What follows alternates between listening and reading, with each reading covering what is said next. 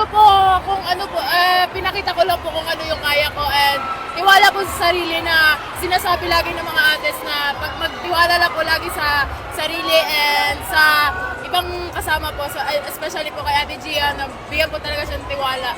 And sa coaches din po na nagtitiwala din po sa akin na ipasok mo ako and always ready lang po yung sarili.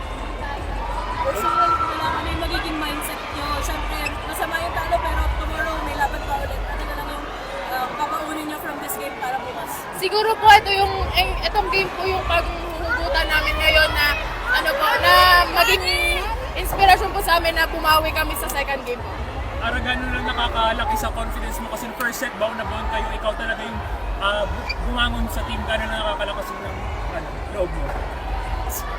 Sobrang lakas na po ng loob na ano po sa sarili ko na ay pinasok ako, kailangan kong ibigay yung kaya kong gawin and syempre pinagkatiwalaan po ako so ipapakita ko lang po talaga yung makakaya ko. Para nung first set, nung gumagawa ka na, si Bella nag-tweet, ipakita mo daw na hinok ka na, ano lang sabi mo sa suporta ng mga ate mo sa inyo? Syempre po, thank you, nagpapasalamat po sa mga ates ko din po sa Enyo Lady Bulldogs po kasi hindi po ang mga nagagawa ko po dito dahil din po sa kanila yon kasi marami po silang mga advices and mga sinasabi sa akin na ganito gawin, ganyan. And thankful lang po talaga ako sa kanila. Ano yung pinaka-natutunan mo siguro or best advice na nakuha mo sa mga teammates mo?